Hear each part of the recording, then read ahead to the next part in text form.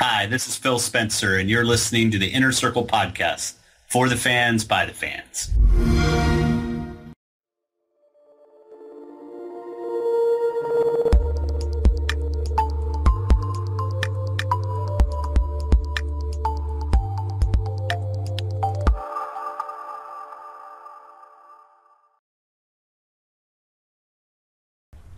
Thank you for landing on Planet Xbox. You are now rocking with the Inner Circle Podcast, the premium podcast for Xbox One, and I'm your host, KORXKL, with my man Bmuny 101. What's up, everybody? And our newest team member, but not new to the actual team, Skittles 1323. Hey, everybody, how's it going? And today we got a host of topics to talk about, man. You know, obviously there's been some things said fanboy wise going back and forth about which service was better, PSN or Xbox Live. And you know, Xbox Live has been a staple for Xbox for such a long time that it's kind of built this reputation of stability. Now, of course, over the past year or so, you've had a few attacks from Lizard Squad and Anonymous and things like that, but the reality of it is that overall the service has been really good. I mean, most updates are done in the background. You really never see them when they pop on. If they do pop on, they never kick you offline. It's always sitting in the settings where you can actually go ahead and say, hey, yes, I want this update right now, which is really, really cool. But something came to my attention today, and it's the PlayStation fans or the PlayStation gamers are requesting for a better PSN. And I'm really surprised at that, honestly, only because of the simple fact that, you know, in most forums or most instances, you always have this comparison of the two consoles. And it's always been, well, you know, PSN is now on the same level of Xbox Live because, you know, the service is caught up or whatever. And yet we're here today and you have this petition reaching out to Sony to bring them a better PlayStation network. So my question is, you know, do you think I mean, obviously the fans do deserve a better network, but do you think that this is a benefit in Microsoft's favor? I mean, they recently put out a advertisement boasting about Xbox Live, about, you know, Live with Gold and all the benefits of it. And one of the things that they said was like the most reliable service. And that was a key feature. Do you think that is another positive, another plus in their area that people should actually maybe look at over PlayStation?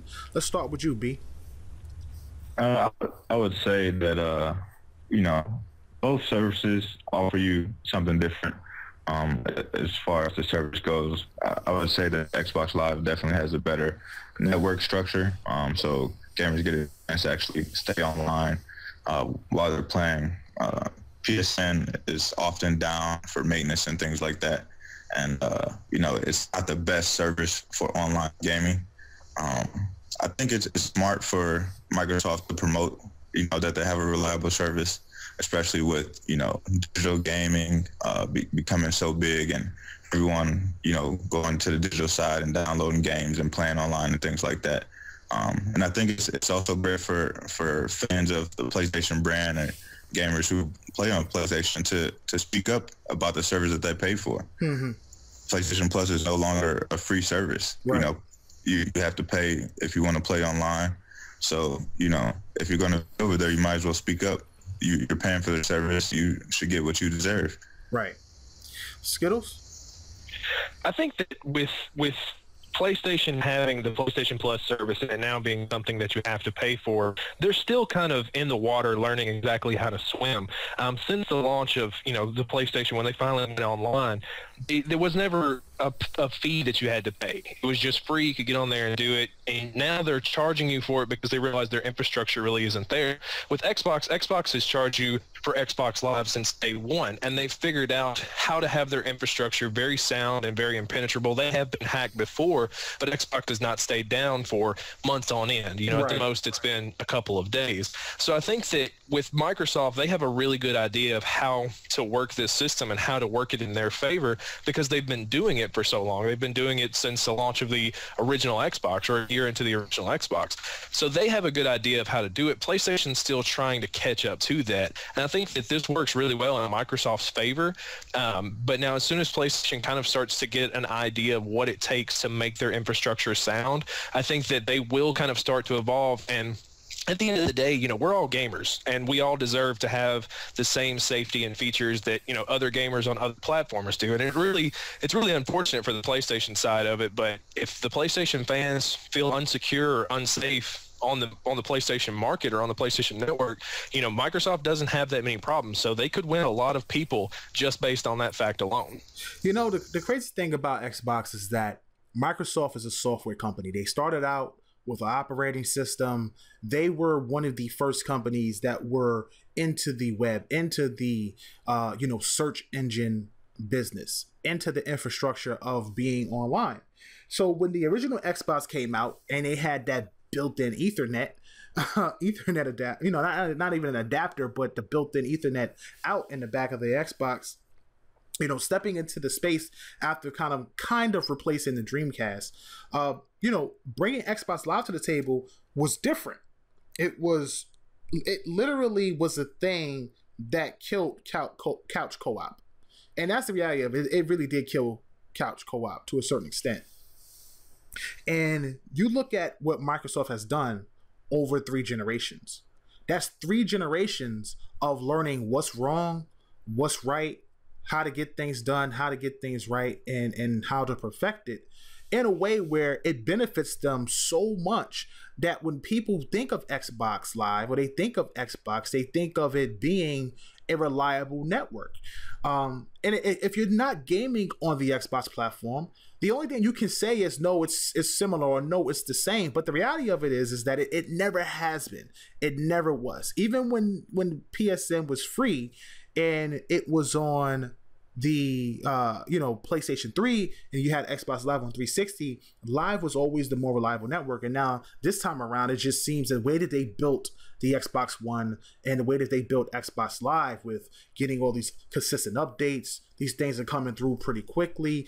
Other than downloading titles, which I do give the advantage to PlayStation as far as this is concerned, but that's more to do with what they did with the hardware more than what they're doing with their online infrastructure.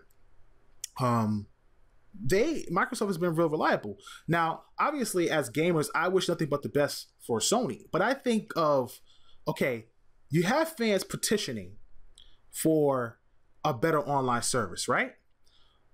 Now, you just captured one of the biggest third-party games in the world on your platform. You're now going to be basically taking all of the big, I guess you could say, competitive multiplayer spots with Call of Duty. And now you're telling me that the infrastructure may not be as reliable. Could you imagine the amount of Call of Duty fans or how they would respond if they aren't online on a consistent basis, or maybe they're trying to play something and it crashes on them, or they have a maintenance update, or there's just something that interrupts that service, that game that needs to be played. These guys play on MLG. These guys play in game battles and things like that. You got these things timed. There's this. You have schedules and things like that. There's a lot of things that go into that. And the one thing that Xbox did have, and the reason why it was such a staple in the community, because the service was so reliable. So I really hope that Sony figures these things out. And I look at that and I say to myself, they really didn't think about, and this is the God on the truth, if you really think about it, they didn't really think about how to make this service better. They didn't, because they took the money that they had, whatever little money they had, because we all know the situation with Sony, and they went out and they bought on Live. And by buying on Live, what that wound up doing was making them invest into the cloud space. So you can have PS Now games come across your infrastructure. But that money probably should have went to the infrastructure, to bolster it, to make it, you know, more reliable, so you wouldn't have as many stability updates and as many maintenance checks and things like that. I mean, it's just my opinion, but from what I've seen and what people have told me, that's the kind of impression that I've been getting. And it may not be as bad as I'm making it out to be, but something's wrong if you have the fans petitioning for a better PSN service and you actually have Sony responding in that same sequence. That's pretty big in my opinion. Well, obviously, you know, Microsoft, Sony, Nintendo, you know, as big companies, they have had a numerous number of relationships with third-party companies. And throughout the years, we've seen companies come, we've seen companies go. But one of the big ones was Sega. I mean, Sega just went from being one of like the top tier console manufacturers and making some of the most stellar games in video game history to literally becoming a shell of itself. And really the only thing that they really pump out that's good is the Yakuza series on, you know, PlayStation. And it's kind of disappointing because you know, it's not like Nintendo or Microsoft kind of benefits from anything that Sega kind of pumps out anymore. Sonic has gone by the wayside. And then other than them getting Atlas, which is a staple company when it comes to RPGs, they really haven't pumped out anything. But, you know, recently they came out, as Skittles will, you know, actually tell you guys in a second, they came out and they said that they learned a lot from Atlas. And they are ready to step back into this arena and produce quality content. So Skittles, tell us some of the things that you've read from Sega and what they're trying to do. Right. Well, in a recent interview with Famitsu, which is a Japanese-based company, they had an interview with CEO and President Satomi, who is CEO and President of Sega, and he actually has told them that they have now, looking back on everything, they have decided that they're going to try and invest more in quality because acquiring Atlas has really taught them a whole lot. So they decided that they're going to try and reestablish that trust, that fan base with their fans because, as you said earlier, you know, they really let a lot of their core franchises just kind of get popped out, and there's really nothing there.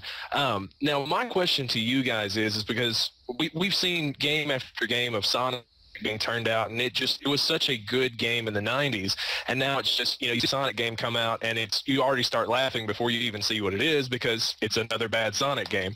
My question to you guys is, do you think that with a lot of the heavy hitters that are out there now, with Activision and with DICE and with EA, you know, with all these really big companies that turn out these multiplayer games that people spend millions and millions of dollars on, do you think that they could now in today's market come back with anything that would be a heavy hitter or would at least establish a small fan base trust with their fans again?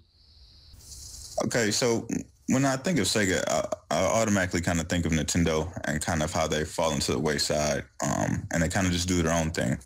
I mean, when you think of Sega games and the games that have been released recently, you have the Yakuza series that only releases on PlayStation consoles, and you have the Sonic games that haven't really been notable in the last couple of years. I mean, if you look at the last, 6 to 8 years, maybe Sonic Generations is the only game that you would even speak of being relevant out of the Sonic games that have been released. So it's interesting that, after acquiring Atlas and kind of seeing what Atlas does, that they're rethinking and trying to retool and trying to get back into that space.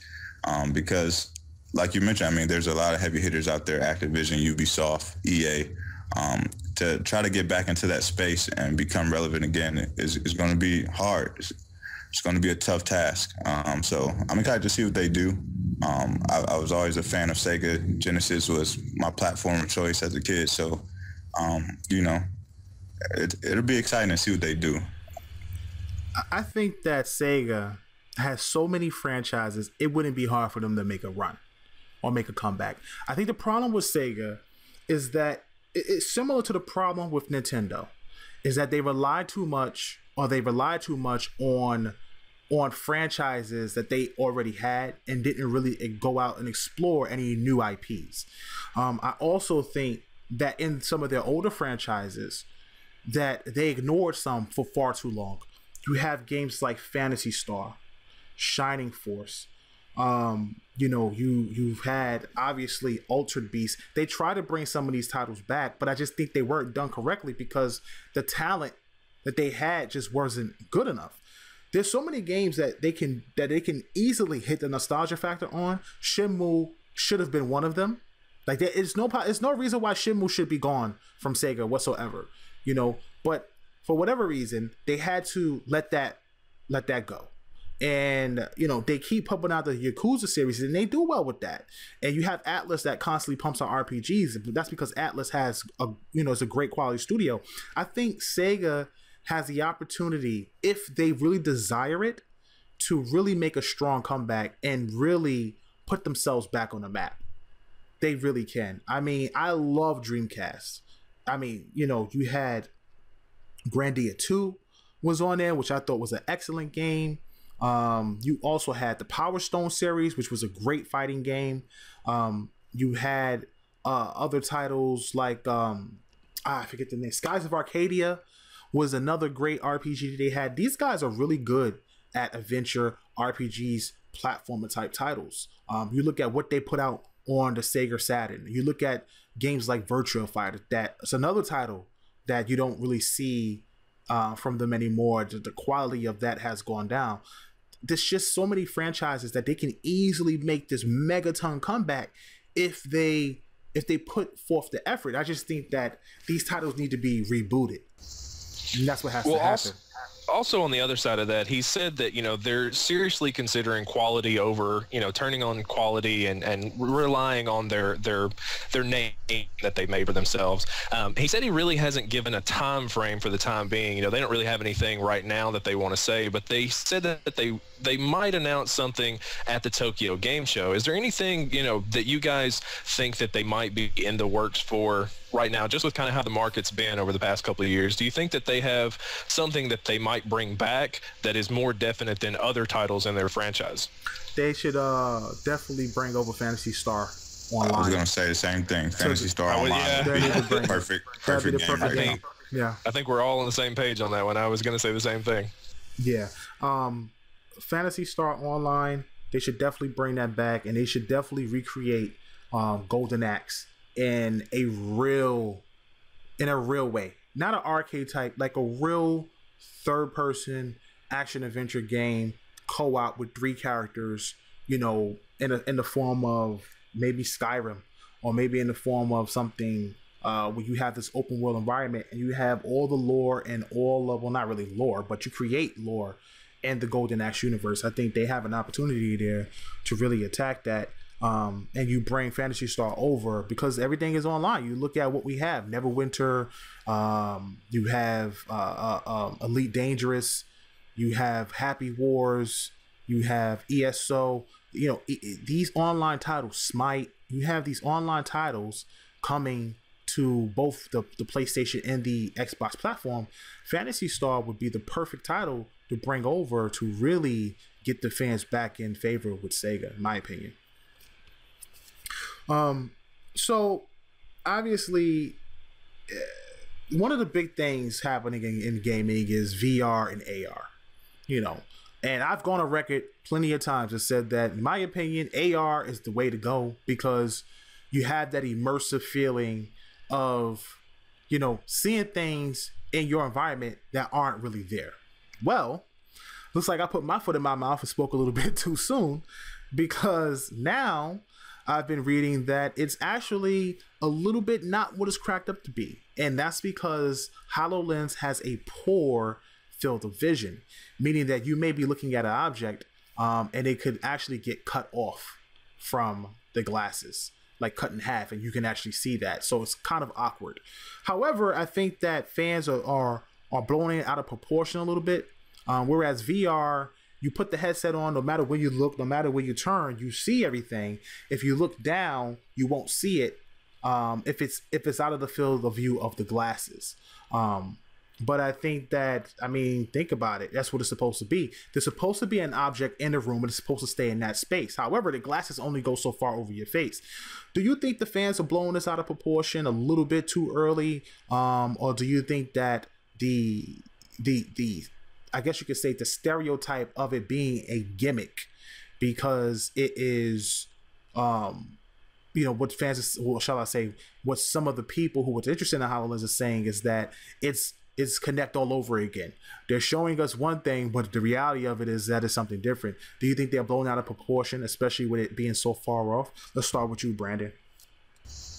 I think they could be blown out of proportion just a little bit. I mean, everyone hasn't had their chance to get their hands on it, and slap it on their face and see how it really works. And again, Microsoft is still in the prototype stages. We haven't seen too much from HoloLens. We got to see something at E3 when they showed off the Minecraft thing, and then they had the sample over at the Halo booth as well. But I mean, as far as gaming goes, we really haven't seen a game that was kind of built for HoloLens. And I think that was something that we may see at Gamescom, seeing that that's more of a consumer-based show. But if that's not ready, then maybe sometime next year they actually show it off for gaming. Everything that they've kind of showed off before, at GDC and CES and stuff like that, it's all been for the everyday consumer. They're not really using it for gaming. They're using it for the everyday social stuff. Looking at calendars, looking at things like that. So if you're comparing it for that aspect, I mean, why you don't need that very large of a view. But for gaming, of course, you're going to need a larger field of view because things are going to be happening all around you. So right now, they're probably blown out of proportion. I just say just give it a little bit of time. Let's see what happens in the future. Right. David? I think the main thing to keep in mind is like Brendan said, we're still in a prototype stage. We haven't even gotten anywhere close to putting this to market. That being said, there are plenty of things and there are plenty of opportunities for them to change this. I remember, on the Nintendo 64 when Donkey Kong came out, they had to put out a special edition pack just to make it run. So there's nothing that says that they may not put out some extra paraphernalia when the actual HoloLens is released, a wider field of vision glasses, or that they may go back to the drawing board and completely revamp that. That being said, though, I really think that it all comes down to you never can really judge anything until you have your hands physically on it, until you can actually, put it on and you can see how it works. And, it may not be that bad of a depth of field type thing. Like, it really may not be that far out of your peripheral unless they just put it on several people who have their eyes really far spaced apart. But I mean, it's possible. You're right. But I think that, once you actually get it in the hands of the consumer and the consumer can make their own decisions about it. It may be overhyped, but I really think it's going to just come down to once we get closer to seeing the final product, I think a lot of things are going to change with that, but I think it's going to come down to what the consumer thinks on an individual basis, not as a whole for the market. Right. It's crazy because, you look at what Microsoft is trying to do. What people have to understand is that HoloLens is not a product for Xbox.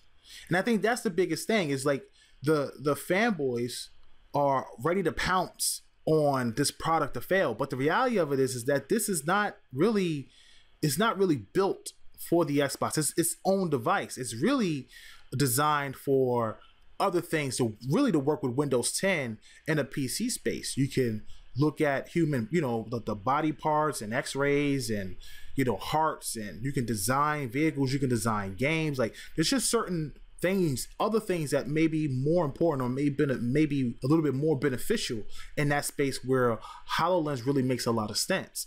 And in the same regard, the same thing with entertainment. One of the things they showed was seeing an incoming, text or an incoming email and literally, touching it right in front of your face or projecting a 50, 60 inch screen on the wall and just watching that as if it was really there.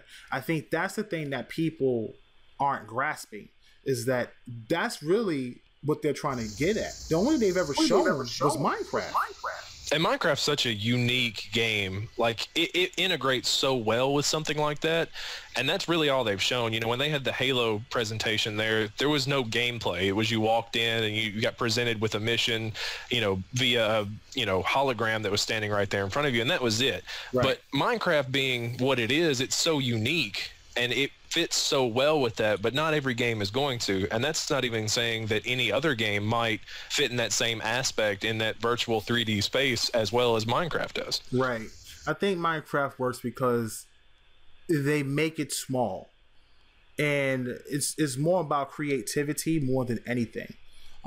So when you look at Minecraft, looking at this little sandbox area is kind of cool compared to you playing a shooter where you need a wider field of view, or maybe a first-person RPG adventure title where you might need a wider field of view to see your surroundings and to see what's behind you. I just think that we don't know what it's going to do in the gaming space. We really don't. And I think that people are jumping to conclusion and blowing this out of proportion. And until we really get the facts of what we could do in the game space, then, I mean, there's really not much to talk about. Obviously, it's disappointing to hear someone report that the field of view is one of the biggest issues, and it's not what it's cracked up to be. But again, once again, this thing is still in its prototype stages, and hopefully we'll see it come to fruition either at Gamescom or later next year at E3, and see what it can really do for the Xbox platform. Because remember, Xbox said they still have a deal with Valve, and that you can play games using Oculus Rift on the Xbox One. What games? I don't know. Maybe they may have games natively be able to run with VR, maybe like a Halo or something like that. I don't know how that would work, but Half-Life 3 confirmed. Yeah, Half-Life 3 confirmed for real. But it would be really cool. Maybe Half-Life 3, you're right. Maybe it is Half-Life 3. Maybe that would be the first game that they run Oculus Rift on with the Xbox One. And then that would make my prediction that I had a couple weeks ago be true. That would be kind of cool. I can hear people losing their minds already. So we'll see what happens with HoloLens. So guys, listen, we're 6 months in. A lot of people have talked about how Microsoft didn't have any games at the beginning of the year. We know what they had last fall. Let's just do a quick reflection on the first 6 months of Xbox, and what do you think they're doing, or how they're doing right now as a game company and a console, and actually the games that's available to play. Skittles, let's start with you. What do you think Microsoft, are they in a good position right now? I think they're in a really good position, and the reason I think they're in a good position is because of the ID at Xbox program. Because of, like, I'm a huge supporter of independent games. I love independent games. I love talking to the guys who make those games, and you have several of those big hitting franchises that are on Xbox. You have Halo, you have Forza. I'm really hoping to see Sunset Overdrive become a staple franchise of Xbox, not just kind of a one-off thing. Mm-hmm. But in between those games, you still have a lot of games that are getting released over and over and over throughout the weeks that nobody really sees or pays attention to. That being said, with a $60 price point of a game that comes out, that's a little steep for some gamers. We as gamers, we're really cheap. We don't like paying that. So having a independent game come out and being on such a frequent basis, they've got so many things that come out. I think just for games, they're doing fantastic because they have so many things to adhere to everybody's preferences. Right. And I think that's really what's going to keep them afloat throughout the, because we usually have a drought during the summer. Right. I think that's what's really going to keep them afloat with this time period up until the holidays, is those smaller games that you can still play on a cheap budget. Right. B? Yeah, I think, if you look at just the first 6 months, I think, Microsoft kind of took a look at that and saw there was a little bit of backlash from Xbox gamers. You know, they were kind of looking for some games at the top of the year, and, there wasn't that many.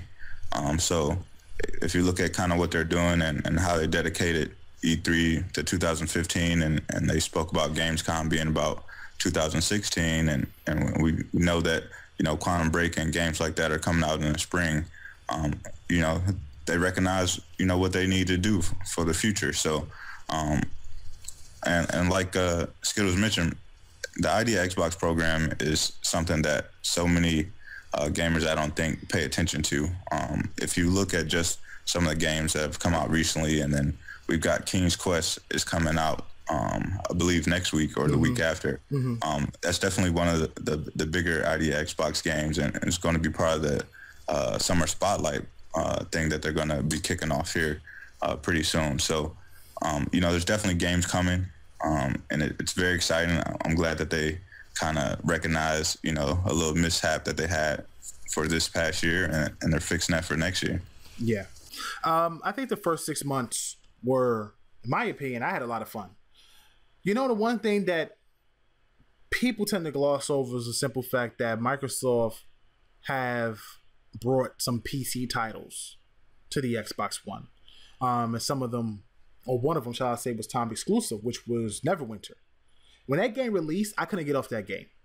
And I said this before, I put at least $300 into that game, because it's a free-to-play MMO. And there's certain things they do in the game that it's like you have to either buy this or you have to grind just enough to get it. And it's kind of annoying, but they had me addicted. I was addicted. I understand why free-to-play is so profitable. And that really held me down for a while. But when you really look at what they came out with, January was nothing, obviously. So you really had to rely on what came out in the fall.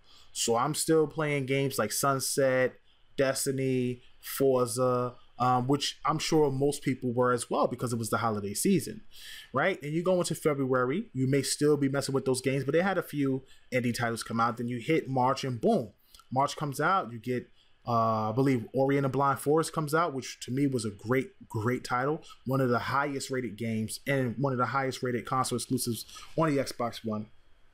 Do you turn around? You drop Neverwinter.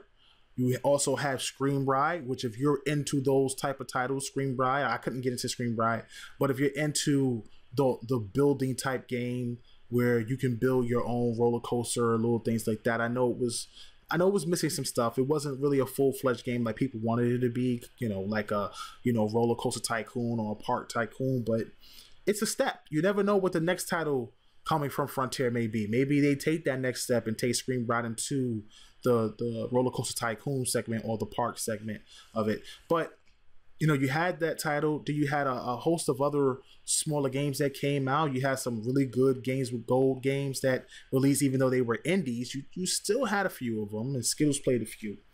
So I think early on, it was okay. It definitely was okay. It was nothing that blew me away. Clearly, Sony came out. They had a solid couple of bunch that, Sony always has thousands of indie games. So I'm not going to sit up here and act like indie games aren't legit, but sometimes you may have so many that some of them aren't as cracked up to be as maybe the bigger ones that, like, I won't say Ori because Ori really isn't an indie game, but, like some of the other indie games that released over the spring. And then they dropped Bloodborne and they dropped The Order. I won't touch those. But, they had some success, at least with one of those games. Now you look at where we are now. But the biggest thing is not what Microsoft dropped, but where Microsoft is going and what they've accomplished over those 6 months. I think that's something that we have to look at as well. And I've been really impressed with that as far as what they're doing with their service. Showing how they're integrating Windows 10, now getting the Windows 10 preview program and be able to stream these games. And you also have to remember there's a ton of third-party games. There's a ton of third-party games that came out. Now I want to ask you guys a question, right? You have people say that, yeah, Microsoft had nothing the first 6 months, right? Yet they had all these great third-party games, but that's not good enough. Now, is it a double standard if at the end of the year, Microsoft has all these great exclusives and the competition only has these great third-party games? You understand what I'm saying? Like, there's a double standard in a type of way. Do you think there's a double standard, Skittles? I mean, somebody's always gonna have a double standard. Somebody's always gonna say, well, mine's better and yours is worse. And then when the tables are turned, it's not that bad. But I think the thing that really is helping Microsoft right now, that is going to help Microsoft continue for the rest of this year, is because, and they've said it time and time again, that, they actually play games. So they actually know what the industry's about. They know what the fans want, and they've been very receptive to that. We haven't had a whole lot of first-party games that have come from Microsoft over the past few months, and I know a lot of people are kind of disappointed in that. But there again, I think that come the end of this year, we still have things that we've yet to see. We still have, several months. We still got the holiday season. I think that they are going to hit heavy with a lot of things. They've got Forza. They've got Tomb Raider. They've got so many good titles that are first-party exclusives. And I think that that's going to be one of the main things that is going to help them out this holiday season. But as far as double standards are concerned, I mean, you always have double standards. But I think that they'll do just fine just because they have a really good idea now where they want to take their business, and they're actually heading in that direction and heading there successfully. Right. Brandon, your thoughts? Yeah, I'd have to agree. I mean, I think there's always a double standard. And we got to understand that these are two different companies, so the strategy is going to be different for each company, and what they're kind of going after. So, Microsoft feels like it's always best for them to have a great holiday lineup, whereas, Sony may feel like it's better to kind of spread it out throughout the year. So, Microsoft has learned a little bit from that. We'll get games this holiday season, but they're preparing next year for some games in the spring, and they kind of promise that there'll be games throughout the entire year. So, they're changing up the strategy just a little bit, and they'll still be effective this holiday season and the next holiday season. Yeah, I think the biggest thing is that people say, well, this company has games. We have games, but that's not what we're talking about. We're talking about the games that are what sells the console, the big AAA titles. And if people don't know what AAA means or what the definition of AAA is, what AAA really stands for is a AAA game is a game that has high production value, high budget, and is also critically acclaimed. And it has to be a critically acclaimed title. It has to be a recent critically acclaimed title, and the series itself has to be critically acclaimed. So when we talk about AAA, I'm not talking about your niche title. I'm not talking about your, typical, ID Xbox game or your typical indie game on, PSN or whatever. Or I'm not talking about the typical, RPG that comes over that has a niche following. No, I am talking about your Uncharted, your Halos, your Killzones, your Infamouses, your, Gears of Wars, your Forzas, your GT7s, your Fables. These titles are staples and the communities that they come from. And in a lot of times when it comes to holiday season, those are the games you want to see. I just don't see how turning around and just saying that, Star Wars Battlefront and this is bundled with this. I can have Star Wars Battlefront, Black Ops 2, and Halo 5, all in one. So, I mean, and it's not to bash anybody. Don't get me wrong. I'm not trying to be a fanboy or anything like that. I'm just saying that, like you guys said, there's always a double standard. I just want people to recognize that double standard, and that, listen, Microsoft didn't have much at the beginning of the year. And, certain companies did. You had Nintendo with Splatoon. You had, Sony with Bloodborne and The Order.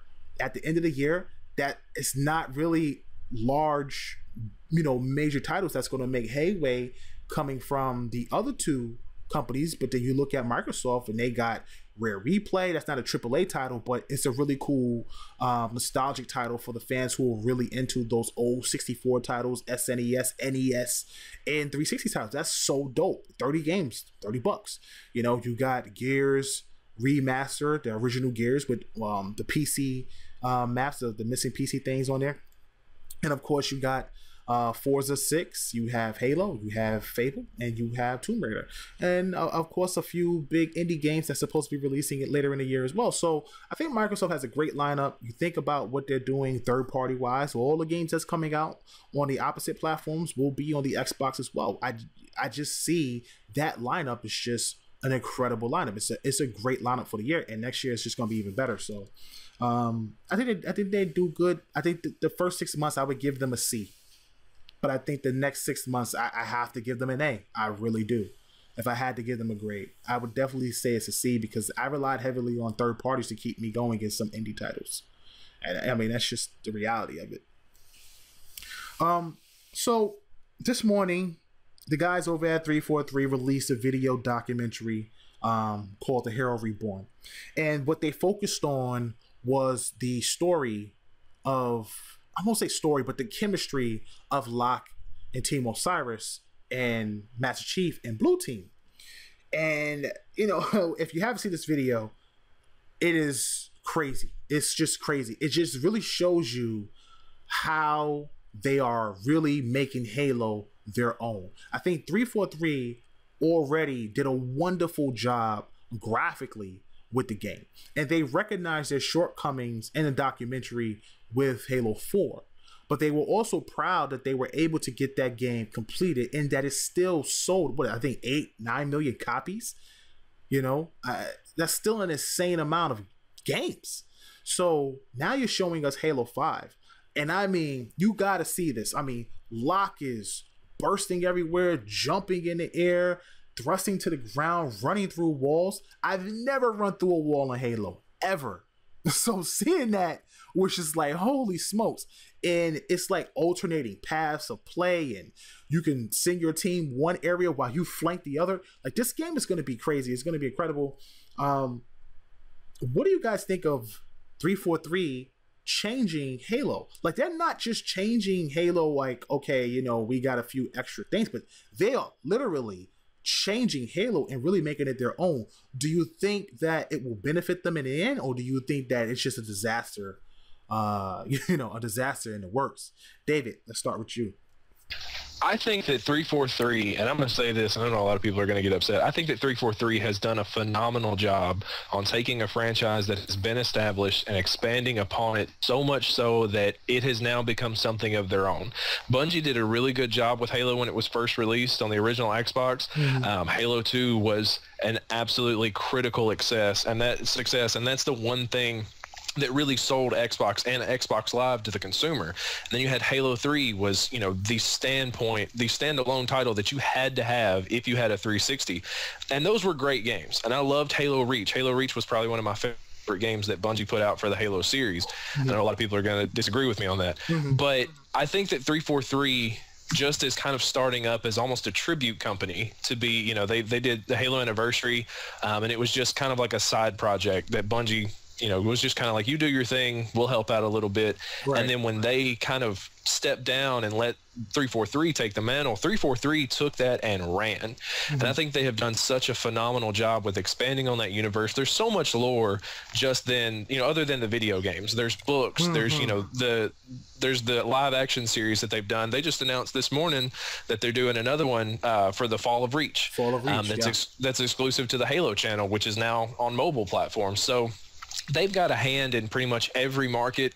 You know, if you don't want to read the books, there's TV shows you can watch. If you just want to play the games, there's expansions to those games within them. You know, you've got the terminals that you can find out more about all of the background stuff that you're not really seeing if you aren't opened up to any other media source. Right. But I think that they have done a really good job with this franchise, and I cannot wait to play Halo 5. I can't wait to see where they kind of continue with this after the Reclaimer saga. Brandon, your thoughts? I think it's very important for them to kind of make it their own game, kind of step away from Bungie.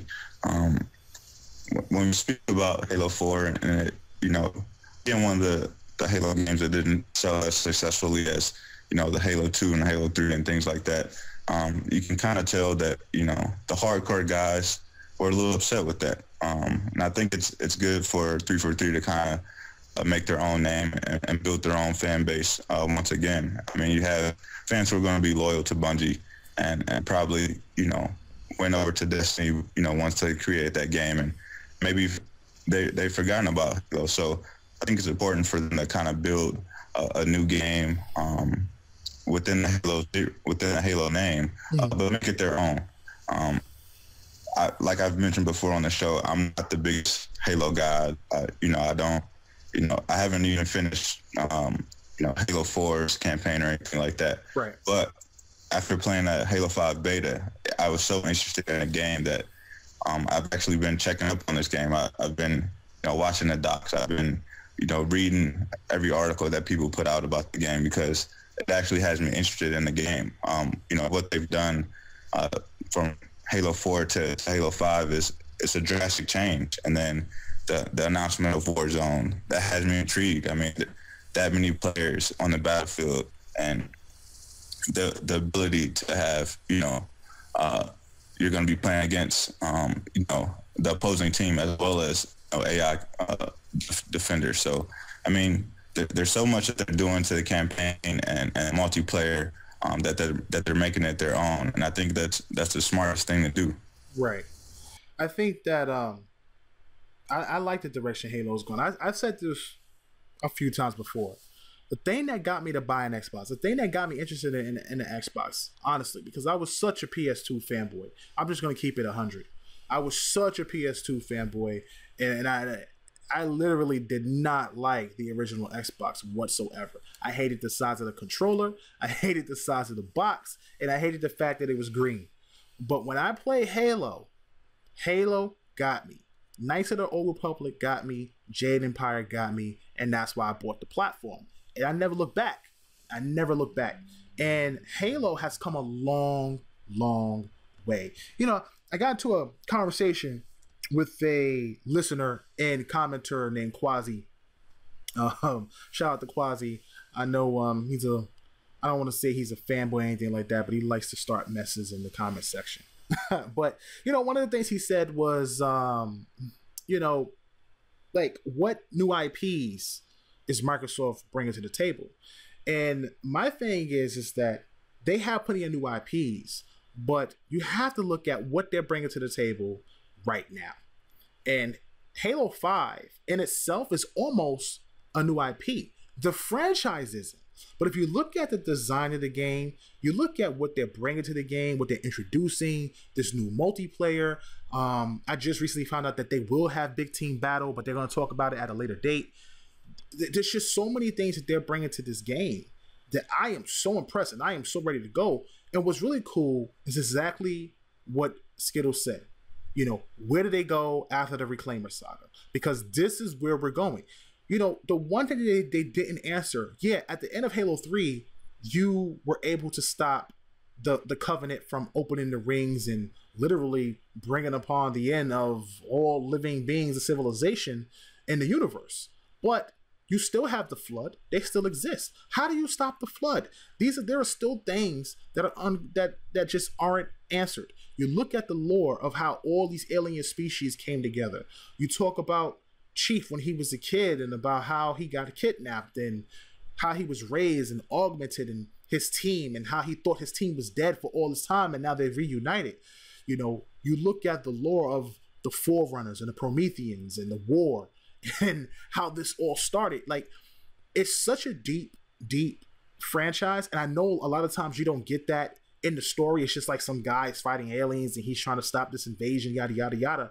But if you really, really take a step back and you really listen to what's happening in the game, and you try to find the terminals, and you start getting the backstory, you read a few books, you see a few shows or a few anime skits that they had, and you really start to understand what's happening with Halo and why Oni is looked at the way they are, why his team is the way they are, and why it's so critical of them. It's just, to me, it's going to be such a big title, and having these 4 new Spartans versus this original family, this 4 of Spartans that survived, it's just going to be so awesome. I mean, I think we know what's going to happen at the end. I mean, at the end, they're probably going to have to team up. I think Locke is a good character. He wasn't portrayed well in the TV show. I didn't get that sense of that, but in the little commercials and videos that they show us, I love that they, present him as like a boss. You know what I'm saying? He just seems like a boss. When he's talking to, the Arbiter, you get that sense like, listen, we got to go after the Spartan. This guy is considered the greatest manhunter in the world. So him going after Chief, he's going to be tracking him down, and he's got a solid squad with him. I'm really looking forward to seeing what this game turns out to be. I'm really excited for it, and I'm just excited for everything Microsoft has at the end of the year. I've actually haven't been so hyped in such a long time. Like, so hyped, man, so hyped. So, that's I think Microsoft is on the right path. I think they're doing the right things, and I'm glad that Phil's in charge. I'm really glad Phil's in charge. I just, before I get out of here, I just want to let everybody know that we got some things coming for you guys. Tick is back. We will have some interviews coming up after GDC. We will have AC Bongos on the show. Ken Lobb will be returning, and we will have Adam Isgreen on the show. Ken Lobb and Adam Isgreen are both creative directors for Xbox One, and AC Bongos is the social media manager over in the UK. And we will definitely be doing a show with AC about GDC and what his thoughts are on how Microsoft can try to recapture some ground over in Europe. So definitely stay tuned for that. Look out for that. We also will have the Ashen devs on this weekend, and basically on the channel, period. Ashen is going to be a big indie title coming to the Xbox One. We don't have a date for that yet, and we will be doing a Let's Play, and I'm hoping if Derek is cool enough, we can do a giveaway for that as well. So stay tuned for that, and we'll let you know whenever that gets ready to go down and when that game's going to be released. So before I head out of here, do you guys have anything that you want to say to the listeners before we break out? One of the main things that I want to go ahead and tell you guys, in case you haven't noticed, we've kind of been doing a little bit of a rebrand on the Twitch aspect, so on the streaming aspect. If you guys have not been around for the streams or anything like that, definitely go on over to the channel at twitch.tv/TIC_podcast. We'll put the link in the description for you guys, but go over there. We're setting up a consistent channel, so that way you guys can see all of the games that we're playing. You get to actually interact with a lot of the fans that we have and a lot of the community that is a part of Twitch and that is a part of the inner circle. So if you guys have not been over there, you haven't checked anything out like that, definitely go over there. We've got some new team member, two new team members actually. They are fantastic people, fantastic streamers, and we would just really love to have you kind of come in there. I do a lot of streaming on there as well, but I'm not nearly as cool as they are. But we would love to have you guys come by and stop and talk to us, just to talk about games. No pressure. You want to come by and hang out? It's not a big deal. We would love to talk to you though. So definitely drop by and check that out. Yeah, definitely do that, man. Support Tick on Twitch, man. A lot of times we do our giveaways on that channel, and I'm telling you, go over there, subscribe. When that thing pops up and you see it on your notifications, hey, join the stream. You never know what you may win. It's important because we do a lot of things with the community and developers and executives at Xbox, and we really appreciate their support, and in return they reward us, and in return we reward you. So definitely check out the Twitch channel, which is going to be twitch.tv/tick_podcast. So definitely check that out. Brandon, you have anything? Yeah, man, I just got to shout out to everybody who's working on the website, man. If you haven't been over there, definitely go over there and check it out. It's ticgn.com. We got some fantastic writers over there. A lot of guys over there doing some behind the scenes stuff, making that website go. So definitely head over there, check that out. We got some exclusive content that'll be dropping there pretty soon. Some things I'm working with some devs behind the scenes. So definitely head over there and check us out, man. There's news on there every single day. So check us out. Yeah, man. Like I said before, man, we are working diligently to make this thing as legit as possible. We've built some great relationships. We have so many developers that we've spoken to, and we're just building. And thanks to you guys and your support, we are where we are today, and the relationships we build are actually very valuable, and they value us, so that's awesome. So definitely check out ticgn.com, sign up, and look for that verification in your email when we verify you. So listen, that's it for our show, guys. We are going to be as consistent as possible, try to get these things pumped out. If you're looking for us on iTunes, if you can't check us out on YouTube, just go to iTunes or Google Tick Podcast with iTunes, and it'll pop right up. If you need an app for us, you can get the app Podbean on Android or iTunes or Windows. I believe Windows, you can get Podbean as well. And Stitcher. We are on Stitcher, which is another podcast app, which you can find on Android or iTunes. As far as Windows, if you have a Windows phone, you can just Bing us. It'll pop up and you get whatever we're on and how to find the stuff. And I'll be doing a back catalog of all of our content in the RSS. So that way, the guys who missed some of the stuff early on, some of their interviews, some of our regular podcasts, a lot of things will be back catalog, and you can listen to all the throwback stuff that we had. So I really appreciate you guys for listening. We will be back not next week, but the week after, and we will start prepping to try to figure out what is the big surprise at GDC. What are they going to have, or what are they going to show at GDC? That is something that we definitely want to discuss. So we will see you next week. I'm your host, KRSKL, with my boy Bmuny and Skittles 1323, and we are off this planet. Peace. For the fans, by the fans.